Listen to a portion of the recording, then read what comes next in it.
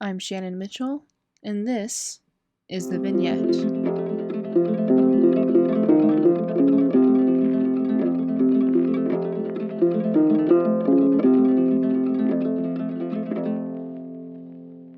Today's story gives us a glimpse of the Russian aristocracy. Written by Anton Chekov, this is an upheaval. Mashenka Pavletsky, a young girl who had only just finished her studies at a boarding school, returning from a walk to the house of the Kushkins, with whom she was living as a governess, found the household in a terrible turmoil. Mikhailo, the porter who opened the door to her, was excited and red as a crab. Loud voices were heard from upstairs. Madame Kushkin is in a fit, most likely, or else she has quarreled with her husband, thought Mashenka. In the hall and in the corridor, she met maidservants. One of them was crying. Then Mashenka saw, running out of her room, the master of the house himself, Nikolai Sergeyich, a little man with a flabby face and a bald head, though he was not old. He was red in the face and twitching all over. He passed the governess without noticing her, and throwing up his arms, exclaimed, "Oh, how horrible it is! How tactless! How stupid! How barbarous! Abominable!" Mashenka went into her room, and then, for the first time in her life, it was her lot to experience in all its acuteness the feeling that is so familiar to persons in dependent positions who eat the bread of the rich and powerful and cannot speak their minds. There was a search going on in her room. The lady of the house, Fedosia Vasilyevna, a stout, broad-shouldered, uncouth woman with thick black eyebrows, a faintly perceptible mustache and red hands, who was exactly like a plain, illiterate cook in face and manners, was standing, without her cap on, at the table, putting back into Mashenka's work-bag balls of wool, scrap of materials, and bits of paper.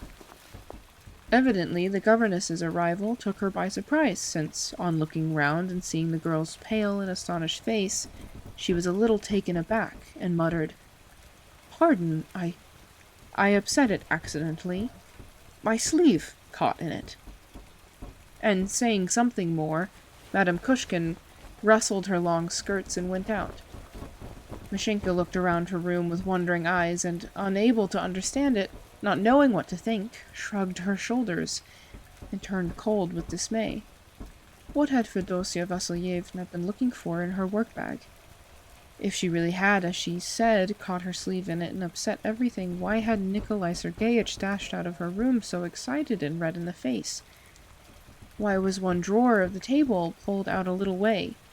The money box, in which the governess put away 10-kopeck pieces and old stamps, was open. They had opened it, but did not know how to shut it, though they had scratched the lock all over. The whatnot, with her books on it, the things on the table, the bed, all bore fresh traces of a search. Her linen basket, too. The linen had been carefully folded, but it was not in the same order as Mashenka had left it when she went out. So the search had been thorough, most thorough. But what was it for? Why? What had happened?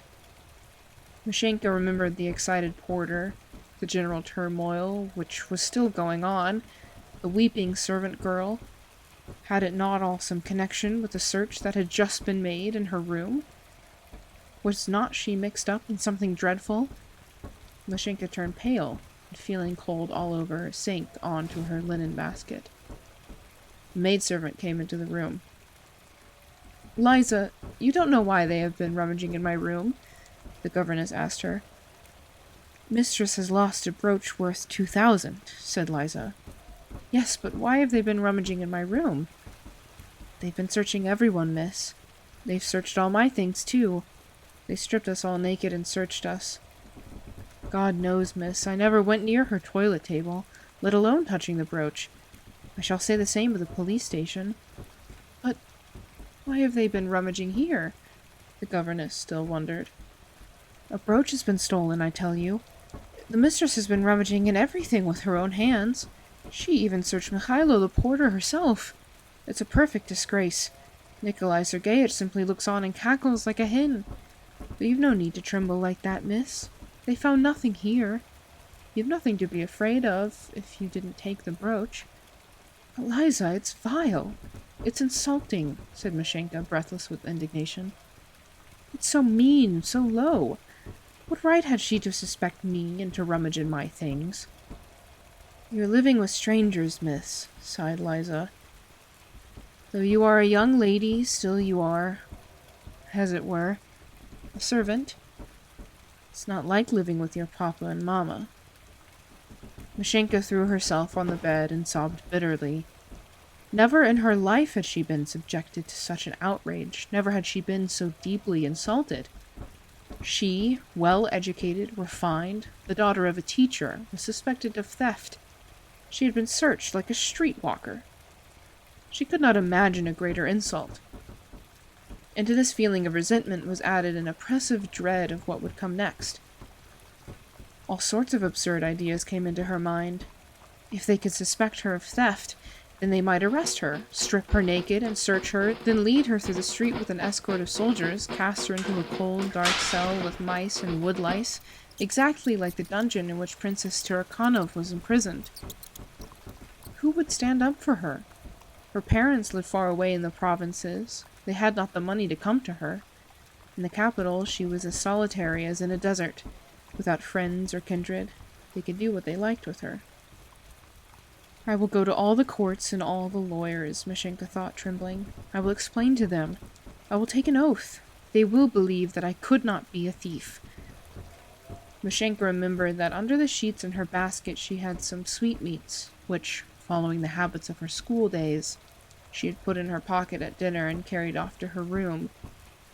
She felt hot all over and was ashamed at the thought that her little secret was known to the lady of the house.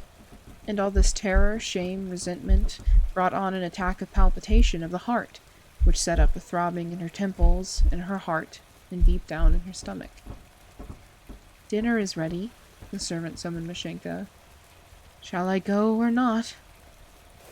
Mashenka brushed her hair, wiped her face with a wet towel, and went into the dining room. There they had already begun dinner.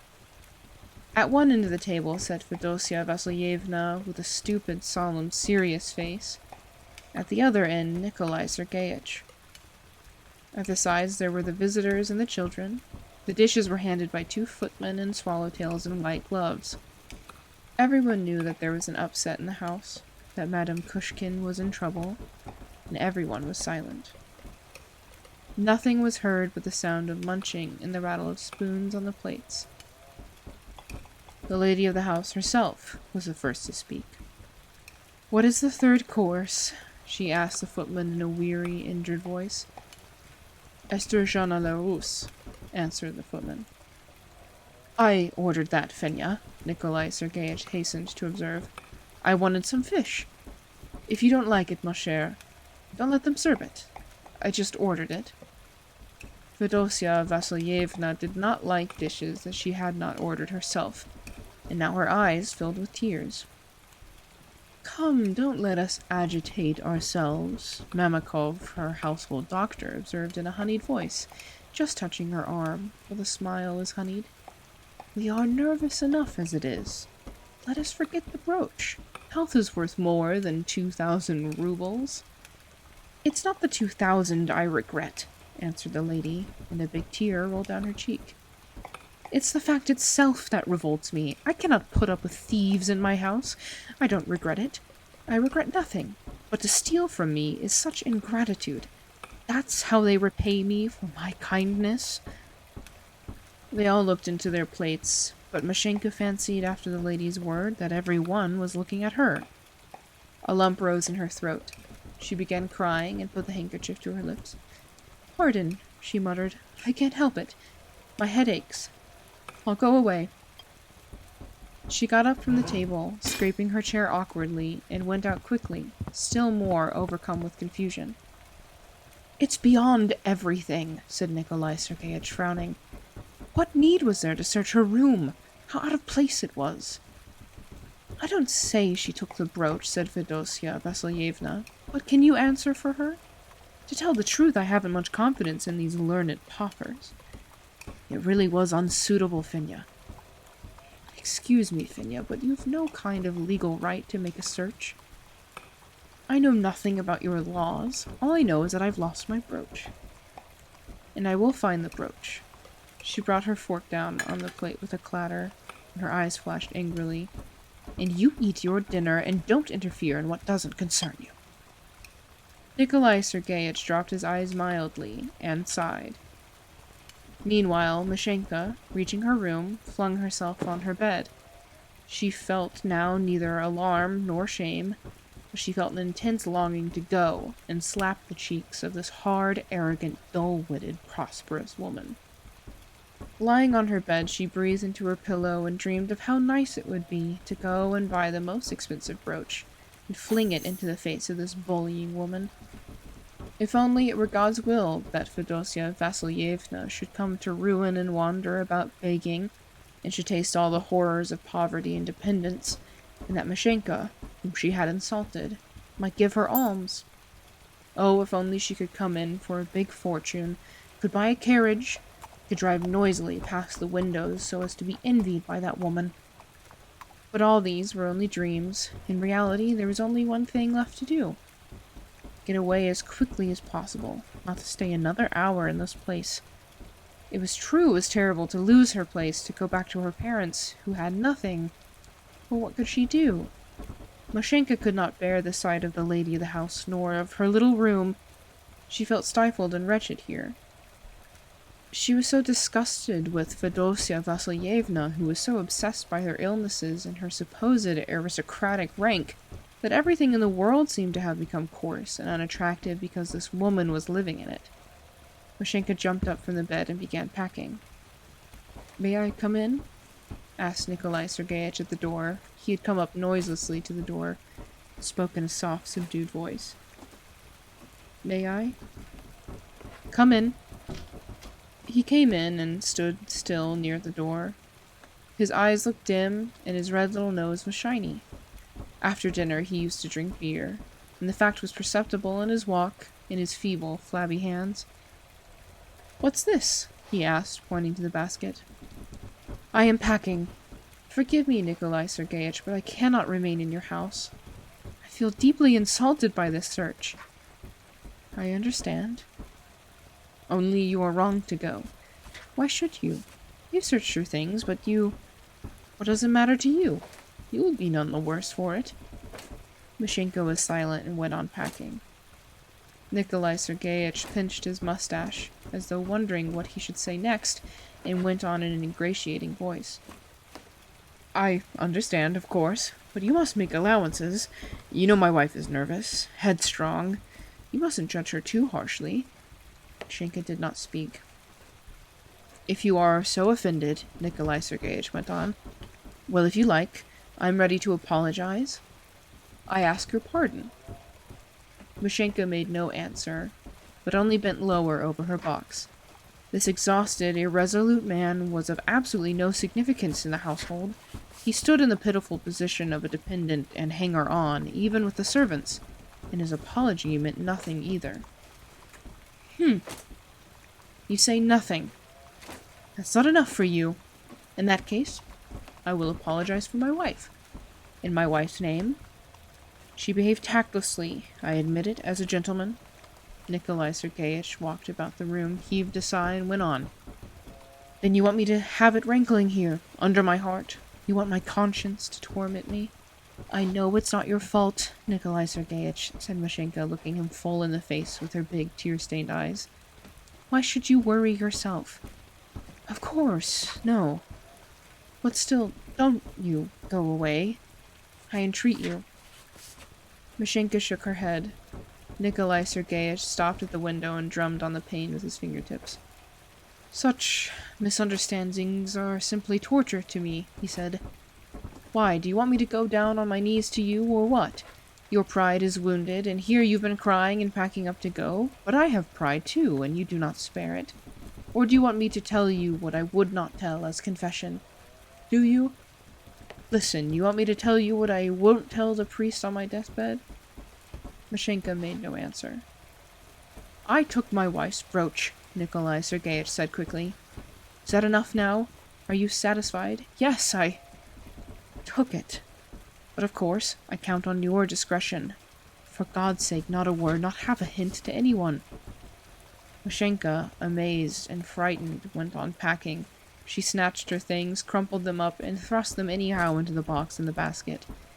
Now, after this candid avowal on the part of Nikolai Sergeyitch, she could not remain another minute, and could not understand how she could have gone on living in the house before. "And it's nothing to wonder at," Nikolai Sergeyitch went on after a pause. "It's an everyday story. I need money, and she won't give it to me. It was my father's money that bought this house and everything, you know. It's all mine. And the brooch belonged to my mother, and it's all mine. And she took it. Took possession of everything.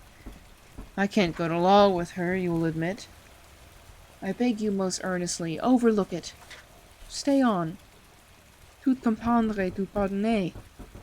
Will you stay?" "No!" said Mashenka resolutely, beginning to tremble. "Let me alone, I entreat you." "Well, God bless you," sighed Nikolai Sergeyitch, sitting down on the stool near the box. "I must own I like people who still can feel resentment, contempt, and so on. I could sit here forever and look at your indignant face." "So you won't stay, then?" "I understand. It's bound to be so." "Yes, of course. It's all right for you, but for me... whoa. I can't stir a step out of this cellar. I'd go off to one of our estates, but in every one of them there are some of my wife's rascals. Stewards, experts, damn them all. They mortgage and remortgage. You mustn't catch fish, must keep off the grass, mustn't break the trees. Nikolai Sergeyitch, his wife's voice called from the drawing room. Agnia, call your master. Then you won't stay? Asked Nikolai Sergeyitch, getting up quickly and going towards the door. You might as well stay, really. In the evenings I could come and have a talk with you, eh? Stay. If you go, there won't be a human face left in the house. It's awful. Nikolai Sergeyitch's pale, exhausted face besought her, but Mashenka shook her head, and then with a wave of his hand, he went out. Half an hour later, she was on her way.